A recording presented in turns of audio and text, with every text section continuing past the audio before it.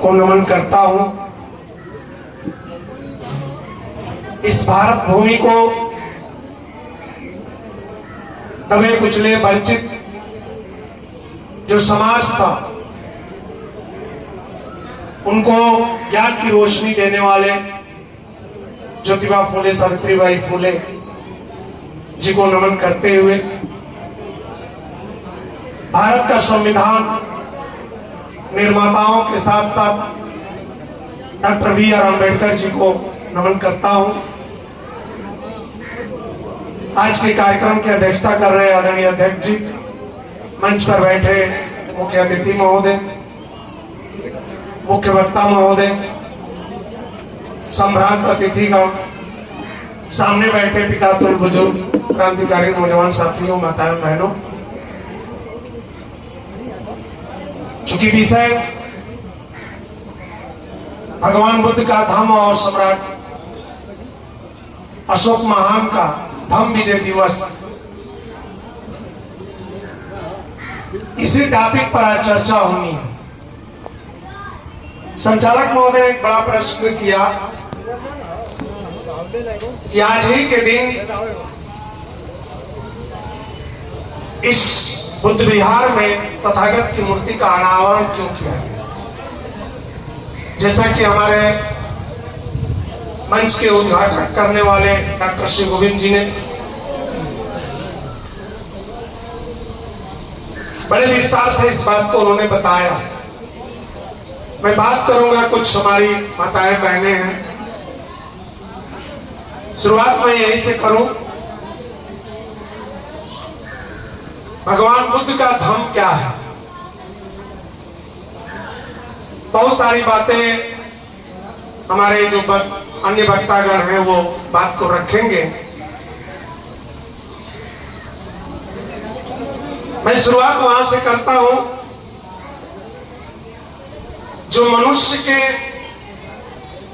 जीवन जीने का आज से 2500 वर्ष पहले जो मानक सिद्धार्थ गौतम तथागत बुद्ध ने दिया, वो आज आवश्यक क्यों है। हमारे बीच में कुछ धम्मगुरु बैठे हैं जिसकी चर्चा चंद्रभान जी ने किया। मैं कहानी वहीं से शुरू करता हूं। कहानी नहीं है, हकीकत है। बहुत से लोग इस बात को सोचते हैं कि भगवान बुद्ध के धम्म में है क्या। तो खास तौर से जो हमारी माताएं बहनें बैठी हैं और प्रबुद्ध समाज बैठे हैं, यह एक चिंतन का विषय है, चिंता का विषय नहीं है। बहुत से लोग इस बात को मानते हैं कि हमारे घर में तो लोग बुद्ध को नहीं मानते, बड़ी चिंता की बात है। लेकिन मैं कहता हूं कि चिंता की नहीं, चिंतन की बात है। आप चिंतन करिए कि उस काल में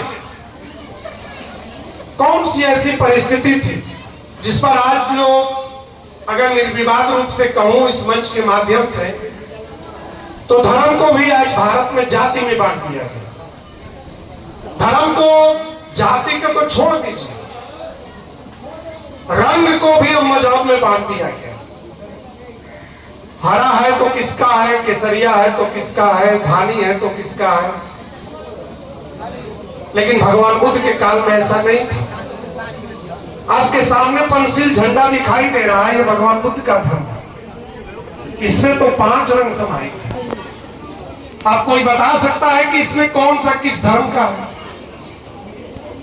कोई लोग इसी को लेकर के लड़ रहे हैं कि ये तो मेरा है। कोई सनातन को लेकर के लड़ रहा है। 2.5 वर्ष पहले भगवान बुद्ध सनातन की बात को बताते हैं। मैं रूबरू आप लोगों से इसलिए होना चाहता हूं कि बहुत सारे लोग इसी बात को कहते हैं कि भगवान बुद्ध के धर्म को लोग मानते नहीं। लेकिन मैं ये कहना चाहता हूं इस मंच के माध्यम से कि दुनिया का कोई ऐसा व्यक्ति नहीं है, चाहे वो किसी धर्म संप्रदाय का हो, किसी जाति का हो, किसी मजहब का हो, जो भगवान बुद्ध के धम्म के बिना एक पल भी जीवित रह सकता है। ये मेरा दावा है। सिर्फ अंतर क्या है कि उसको हम जान नहीं पाते हैं, लेकिन मानते हैं उसको, करते हैं अपने जीवन में, लेकिन जानते नहीं है कि भगवान बुद्ध का यह था। जैसे भगवान बुद्ध का है, भगवान बुद्ध से पूछा गया कि दुख का कारण क्या है, तो भगवान बुद्ध ने कहा कि दो हत्यां दुख के कारण है। और उसी को बाद में कबीरदास जी कह दिए। तो भगवान बुद्ध की बातों को विद्यालय में पढ़ाया नहीं गया तो हम जान नहीं पाए। कबीर से बहुत पहले तथागत बुद्ध हुए, लेकिन कबीरदास जी कह दिए कि अति के भला न बोलना, अति के भला न चुप। इस बात को सब लोग समझ गए कि अति नहीं करनी चाहिए, अति बोलना नहीं चाहिए, अति चुप होना नहीं चाहिए। और उनसे बहुत पहले भगवान बुद्ध कहे कि दो अतियां ही मनुष्य के दुख का कारण है। अगर कोई भी अति करोगे, या तो अति अधिक करोगे या तो कम करोगे, वही तुम्हारे दुख का कारण है। और उसका उन्होंने निवारण दिया कि वो मध्यम मार्ग है। भगवान बुद्ध का धर्म मध्यम मार्ग है। उन्होंने कहा कि जब दुख हुआ, कहा ही नहीं, अगर उनके जीवनी को पढ़ेंगे तो भगवान बुद्ध से पहले जब सिद्धार्थ गौतम थे तो वो सुख का आदि किए थे। दुनिया का ऐसा कोई सुख नहीं था जो सिद्धार्थ गौतम को न मिला। इतिहास के पन्नों में लिखा है कि राजा शुद्धोधन को पता चल गया कि मेरा बेटा अगर या तो चक्रवर्ती सम्राट बनेगा या तो बैराग बनेगा। बैराग बनने से बचने के लिए चारों ऋतुओं की, तीनों ऋतुओं के लिए वो उनके अलग अलग भवन बनवाए गए थे और सुख की सारी पराकाष्ठा को उन्होंने तोड़ दिया। इतना अति हुआ। जब उन्होंने इसके बावजूद भी उन्होंने ज्ञान अर्जित करने के लिए, दुख है, दुख के कारण को खोजने के लिए जब घर को त्याग किया तो दुख का अति कर दिया। दुख का अति कर दिए। 1 दिन, 2 दिन, 3 दिन, 4 दिन बिना भोजन का रहना शुरू किए। एक समय ऐसा आया कि भगवान बुद्ध स्वयं उठ करके, सिद्धार्थ गौतम जो थे अभी बुद्ध नहीं बने थे, उठ करके चल भी नहीं पाते थे। बैठे थे उसी बोध गया की चर्चा जहां आप लोग जानते हैं। एक तरफ से महिलाओं का एक समूह जा रहा था और बीड़ा बजाते हुए उनके कानों में वो ध्वनि गई। महिलाएं गीत के माध्यम से उस अपनी बात को कह रही थी कि बीड़ा के तार को इतना मत कसो कि वो टूट जाए और इतना ढीला भी मत रखो कि उससे ध्वनि भी न आए। सिद्धार्थ को इस बात का जब आभास हुआ तो उनको लगा कि मैंने अपने दोनों का पराकाष्ठा को अति कर दी। इसके बाद बगल में जहां बैठे थे, मैं गया हूं, आप लोग जो लोग गए होंगे देखे होंगे, फाल्गु नदी है। फाल्गु नदी में जाते हैं, नहाते हैं, स्नान करते हैं और स्नान करने के बाद जब पुनः सिद्धार्थ ध्यान में बैठते हैं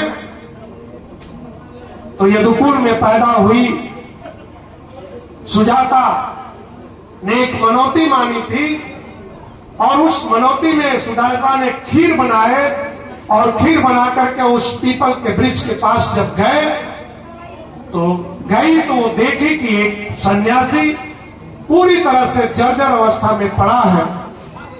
तो उसे देख करके सुजाता ने उस सिद्धार्थ को जो है खीर खिलाई और जब खीर खाने के बाद जब उनके शरीर में ऊर्जा पैदा हुई तब उनको पता चला कि ये भी मेरा अति था। और उसी दिन वो बोले कि दो अतियों का कारण ही दुनिया में हर मनुष्य दुखी होता है, इसीलिए मध्यम मार्ग पर चलने की जरूरत है। ये पहला भगवान बुद्ध का सूत्र है। अब आप अपने जीवन में देख लें। माताएं बहनें डेली एक कार्य करती है, आप भोजन बनाती है, आप सोच करके देखिए। भगवान बुद्ध का धर्म, एक चीज और मैं कहूंगा कि भगवान बुद्ध के धर्म को पढ़ने के लिए, बुद्ध के धर्म को जानने के लिए दो चीजों से आपको दूर होना पड़ेगा। एक तो लालच और दूसरा भय। एक भय और लालच से जब आप दूर हो, चाहे वो मनुष्य हो, पुरुष वर्ग हो या महिला वर्ग हो। अब भय क्या है? अगर भय आपको है तो डर के मारे आप कुछ समझ नहीं पाते, या लालच है तो लालच के लिए कुछ कर सकते हैं। लेकिन भगवान बुद्ध कहते हैं इन दोनों को आपको विरत रहना है, इससे दूर रहना है, तब उनके धर्म को आप समझ पाए। जैसे हमारी माताएं बहनें डेली खाना बनाती हैं, सब्जी बनाती हैं, दाल बनाती हैं। आप लोग सोच करके देख लीजिए, अगर दाल बनाती है तो नमक कितना डालती है, अधिक या कम? कोई ऐसी महिला बता दे जो डेली अपने परिवार में अगर दाल बनाती है, सब्जी बनाती है, अगर नमक अधिक डालती होगी तो निश्चित तौर से आपके परिवार से आज नहीं तो कल आपको उलाहना सुनना पड़ता। अगर कम भी डालती हो तो आज नहीं तो कल एक दिन कहना पड़ेगा कि तुम्हारे पास कोई भी गुण नहीं है, तुम आज तक खाना भी नहीं बना सकती हो। तो आप कहां भगवान बुद्ध के मार्ग से बच गए? आप तो वही करती है जो भगवान बुद्ध ने 2500 वर्ष पहले बताया कि अगर अति करोगी तब भी दुख है और कम करोगी तब भी दुख है। तो आप नमक उतना ही डालती है जो मध्यम मार्ग है, और यही भगवान बुद्ध का धर्म है। आप कैसे कह सकते हैं कि आप भगवान बुद्ध को नहीं मानती? आप कैसे कह सकते हैं कि भगवान बुद्ध के धर्म को हम नहीं जानते? जानते सब लोग, करते भी हैं, लेकिन चेतना नहीं है। चैतन्य होकर के जब आप कार्य को करेंगे तभी भगवान बुद्ध के धर्म को समझ पाएंगे। हमारे बुजुर्ग पिता लोग बैठे हैं, अगर बेटा घर से गाड़ी लेकर के निकलता है तो उसको क्या समझाते हैं? बहुत तेज गाड़ी मत चला। यही भगवान बुद्ध का धर्म है। गाड़ी तेज चलाएगा तो आपको पहले से पता है कि अति करेगा तो निश्चित है कि उसके ऊपर दुख आएगा। तो काम तो वही करते हैं, लेकिन चेतना आपकी वहीं कार्य नहीं करती। इसीलिए भगवान बुद्ध ने जो 5 सील दिए, उसमें उन्होंने 5वां सील दिए कि आप कोई ऐसा कार्य मत करिए कि जहां आपका चेतना यानी माइंड आपका काम न करे। उसको विस्तार में हमारे पीछे के लोग बताएं। अंतर क्या है? अब तक जो 27 वर्षों से भगवान बुद्ध, डॉक्टर B.R. अम्बेडकर, अशोक को, ज्योतिबा फुले को मुझे पढ़ने का जो अवसर मिला और जो समाज में चिंतन करने का जो मौका मिला, हमने यही देखा कि लोगों के अंदर, जैसे अभी यहां मैं देख रहा था, संस्कार की जो पद्धति है, लोगों ने जो पढ़ाया, लोगों ने जो बताया, हम उसी परंपरा में ढलते चले आए। और जो 2500 वर्ष पहले इस भारत की जो मूल संस्कृति थी, उन संस्कृतियों से, विषमतावादी संस्कृति के लोगों ने हम लोगों से विरत कर दिया। आज भी मैं देखता हूं, आप लोग भी देखते हो, पढ़ाया तो गया सही से, लेकिन समझदारी नहीं है। विज्ञान भी इस बात को कहता है कि ऊपर वाला अगर आपका ठीक रहेगा तभी आप कुछ कर पाएंगे। आप इस बात को मानते हैं? मैं भी मानता हूं, विज्ञान का स्टूडेंट हूं। ऊपर वाला अगर ठीक रहेगा तभी आप कुछ कर पाएंगे। अगर ऊपर वाला खराब हुआ तो आप कुछ नहीं कर पाएंगे। समझाया तो उसने सही, लेकिन हम समझ नहीं पाए। जैसे ही ऊपर वाले की बात की है तो हम कहां देखने लगे? आसमान में। लेकिन उस समय भी बताया गया कि किसी भी व्यक्ति को अगर ऊपर वाला ठीक नहीं है, अगर ऊपर वाला आपका क्या है? माइंड है, ऊपर वाला आपका विवेक है, ऊपर वाला आपका बुद्धि है, लेकिन इस ऊपर वाले को हमने किसी अन्य पर भरोसा कर लिया कि इसके ऊपर भी कोई है। लेकिन अगर ये ठीक है, अगर आपका माइंड ठीक है, तो आप निश्चित तौर से किसी भी बात को बारीकी से समझ सकते हैं। लेकिन हमने समझने का जो तात्पर्य देखा, लोग ऊपर वाले किसी और पर भरोसा करते, अपने पर भरोसा छोड़ दिए। लेकिन भगवान बुद्ध कहते हैं, उन्होंने उनकी धम्म नीति कहती है कि अपने आप पर भरोसा करो। भगवान बुद्ध कहते हैं कि अपदीपो भवो, अपना प्रकाश स्वयं बनो, अत ही नाथ, अपना मालिक स्वयं बनो, तुम्हारा दूसरा कोई मालिक नहीं है। लेकिन हम लोगों ने किसी और को मालिक माना, ऊपर वाले को माना। तो मालिक जब अपना स्वयं रहेंगे तो आपके पास चेतना रहेगी, आपके पास जागृति रहेगी, आपके पास सब कुछ रहेगा। और जिन जिन लोगों ने अपनी चेतना की बदौलत इस धर्म को जाना, डॉक्टर बी.आर. अम्बेडकर से लेकर के अगर इतिहास के पन्ने को पलट करके देख लिया जाए तो राजा प्रसेनजीत से लेकर के, अम्रपाली से लेकर के, अंगुलीमाल से लेकर के किसी भी इतिहास के पन्ने को पलट करके देख लीजिए, भगवान बुद्ध ने किसी के ऊपर शस्त्र नहीं उठाया, लेकिन सभी को अपने धम्म में समाहित कर दिया। ये भगवान बुद्ध का धम्म। आज बेशक हम लोग कहते हैं कि हिंसा पर अहिंसा की विजय है, निश्चित है। लेकिन अब सोचने की बात है कि एक तरफ अभी हमारे पूर्ववक्ता जी बताए कि सम्राट अशोक महान आज कलिंग पर विजय प्राप्त की, इसीलिए आज धम्म विजय दिवस का विजय तो नवमी के दिन करेंगे। आप लोग समझ सकते हैं, प्रबुद्ध वर्ग बैठा हुआ है कि नवमी के दिन आप क्या करते हैं और दसवीं के दिन क्या करते हैं। विजय सम्राट अशोक जी कलिंग पर नवमी के दिन कर लिए, लेकिन धम्म विजय दिवस की घोषणा आज दसवीं के दिन की। और उन्हीं का चचेरा भतीजा, चचेरा भाई का जो बेटा न्यायक्रोध, जिसकी चर्चा हमारे डॉक्टर श्री गोविंद जी ने की, सम्राट अशोक महान के चचेरे भाई न्यायक्रोध, सारी सुशील के बेटे न्यायक्रोध भिक्षु बन गए। और जिसकी चर्चा कर रहे थे, अशोक का हृदय परिवर्तन, लोग कह देते हैं कि अशोक क्रूर राजा थे। मैं कहता हूं कि ऐसा कतई नहीं, अशोक क्रूर नहीं थे, उनको इतिहासकारों ने क्रूर बनाया। अशोक को कहा जाता है कि 99 भाइयों को उन्होंने हत्या कर दिया। मैं पूछता हूं कि बिंदुसार की 3 रानियां थी, किस भारतीय संविधान और किस धर्म में और किस संस्कृति में एक मां 33 बच्चे को जन्म दे सकती है? किसी भी संस्कृति में ऐसा नहीं है। इसलिए इसका मैं खंडन करता हूं कि सम्राट अशोक ने अपने 99 भाइयों की हत्या नहीं किए, बल्कि इतिहासकारों ने उसको, पहले तो कलम कसाईयों ने उनको लिख करके क्रूरता का परिचय दे दिया। अशोक जैसा दुनिया में कोई राजा था न आज भी है, न आगे भी कोई हो सकता, क्योंकि उनके अंदर करुणा, मैत्री, सद्भाव क्या नहीं था। एक दिन में थोड़ी हृदय परिवर्तन किसी का हो जाएगा। जैसे लोग कहते हैं कि अंगुलीमाल डाकू था, एक दिन में हृदय परिवर्तन हो गया। इतिहास के पन्ने को पलट करके देख लीजिएगा, अंगुलीमाल का नाम अहिंसक था, एक दिन में परिवर्तन नहीं हुआ। उस विषय को छुएंगे तो घंटों लग जाए। लेकिन भगवान बुद्ध को, धम्म को समझने के लिए सबसे जरूरत है कि आपके अंदर करुणा हो, मैत्री हो, आपके अंदर धम्म की चर्चा करने के, आपके माइंड का जो कहा लिया जाए कि एंटी वायरस उसमें जब पड़ेगा, तब भगवान बुद्ध की आपको समझ पाएंगे। सिर्फ एक छोटी सी घटना के बाद मैं अपनी बात को खत्म करूंगा, क्योंकि बहुत सारे वक्ता हैं।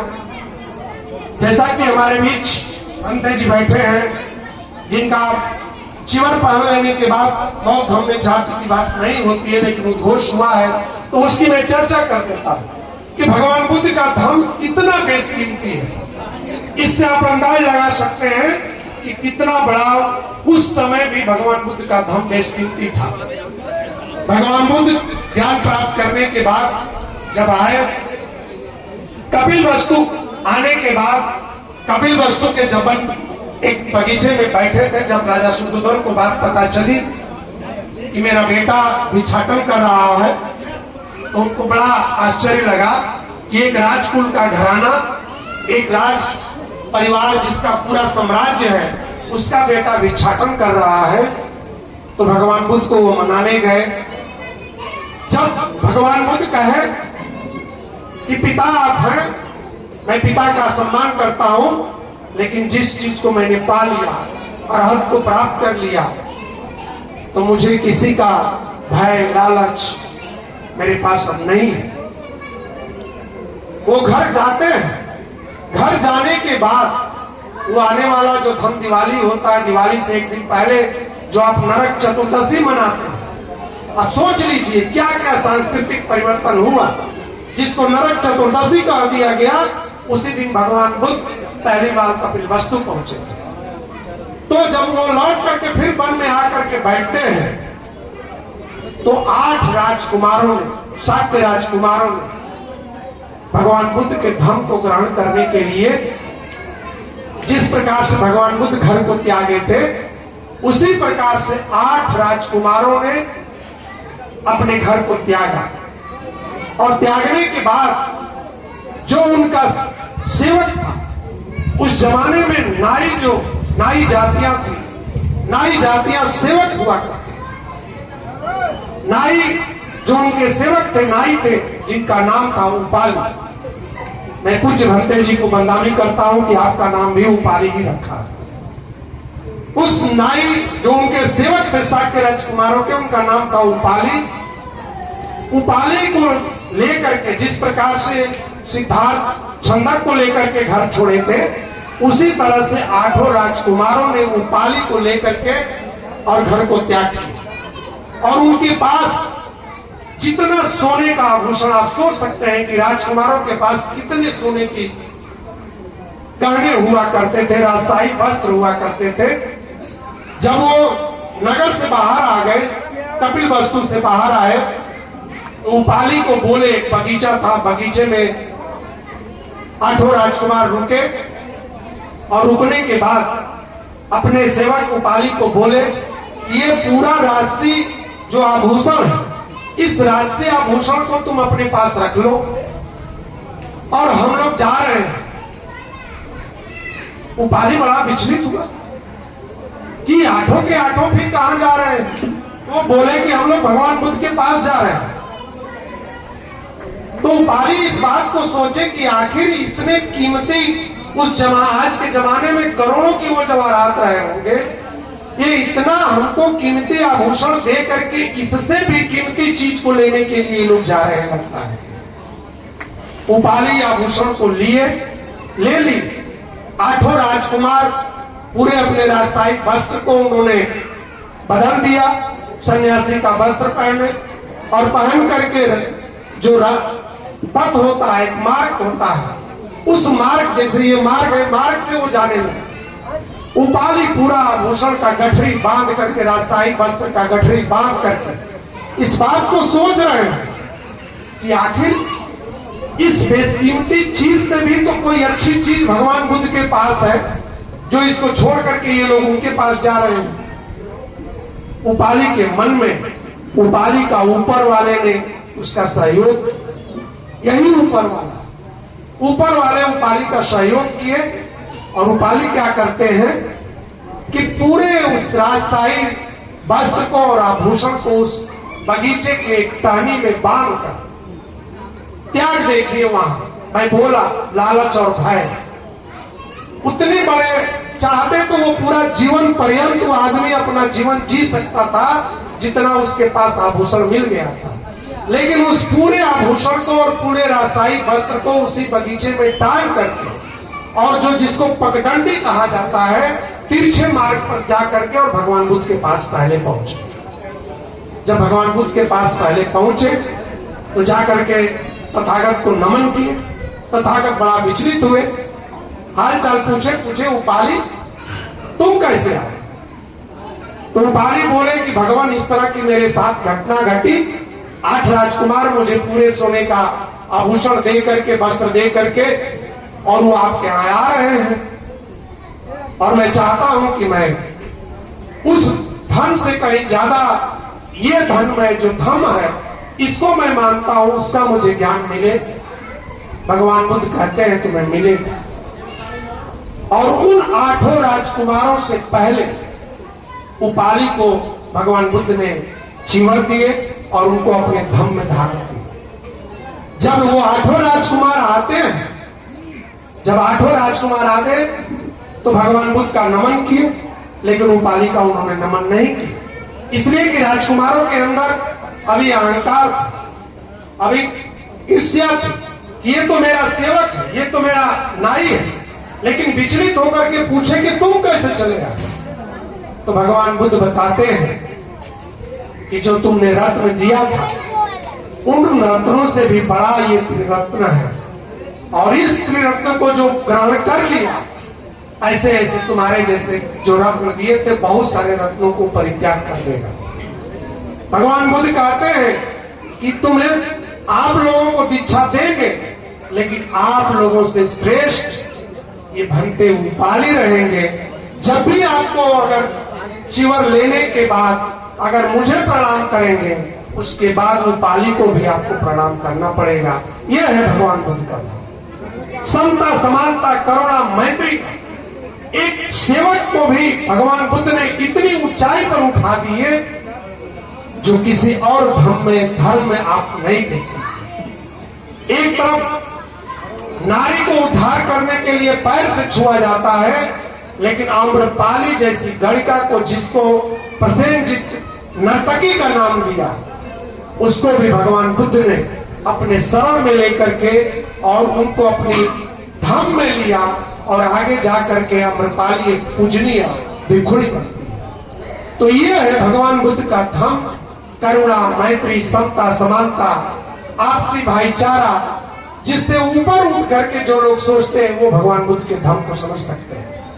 मैं धन्यवाद दूंगा अपने अग्रज पिता तुल्य आदरणीय सिंहासन कुशवाहा जी को, जिन्होंने आज जितनी भी आप लोगों ने भीड़ देखा, मैं दावे के साथ कहूंगा, स्पष्ट मैं कहूंगा, ये इनकी कमाई है। लोग कहते हैं कि समाज में क्या मिलेगा। आज एक मिसाल है, आज उचौरी गांव के लिए आपने एक इतिहास के पन्ने में ऐसे स्वर्णिम अक्षर से अपना अंकित किए हैं कि जिले का कोई भी ऐसा कार्यक्रम नहीं हो, नाम भले लोग न जानते हो, लेकिन इस चेहरे को सब लोग पहचानते हैं कि यही सिंहासन मौर्य है, जो पूरे जनपद ही नहीं, मैं तो आश्चर्य करता हूं। एक बार हुरमुजपुर की धरती पर मैं गया, जहां आज धम्म विजय दिवस मनाई जा रही है।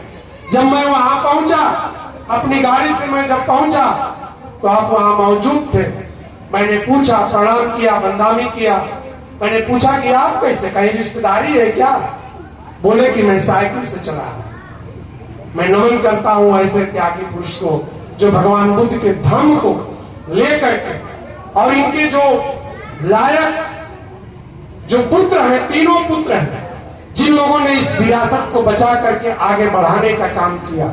इसीलिए चंद लाइन में आपको समर्पित करता हूं कि नए मकान में पुरानी तस्वीर रखता कौन है? नए मकान में पुरानी तस्वीर रखता कौन है? आजकल शहरों में परिंदों को पानी रखता कौन है? एक आप ही थे जो गिरती हुई दीवारों को बचाए रखा, वरना अपने पूर्वजों की निशानी बचा करके रखता कौन है? आपने इतिहास बना दिया। और मैं चाहूंगा कि आने वाले लोग इनसे प्रेरणा लेकर के, ये जिस तरह से बीएसएनएल का, जियो का टावर है, टावर क्या काम करता है? एक टावर यहां बैठता है तो एक टावर आगे बैठाया जाता है सिग्नल पकड़ने की। ये सिग्नल पकड़ता है। मोबाइल आपका जब कनेक्ट कम होगा तो आप बोलेंगे कि टावर लगता है कि इस बीच में नहीं है, तो ये भगवान बुद्ध का टावर बैठा है, जो यहां से अब कनेक्टिविटी बढ़ेगी तो उधर धर्मा जाएगी, इधर लावा जाएगी, इधर जो है पूरे क्षेत्र में ये कनेक्टिविटी बढ़ाएगी। और मुझे पूर्ण विश्वास है कि हमारे यहाँ के प्रधान जी बैठे हुए हैं, हमारे अग्रज गांव के प्रथम नागरिक हैं। आने वाले समय में इस उचौरी का नाम गाजीपुर के इतिहास के पन्नों में लिखा जाएगा, मुझे पूर्ण विश्वास है। इसी आशा और विश्वास के साथ आप लोगों ने मुझे धैर्य से सुना, आपका अभिनंदन करता हूं, वंदन करता हूं। सभी लोगों को जय भारत का उद्घोष करता हूं। जय भारत, नमो बुद्धाय, जय सम्राट अशोक, जय श्री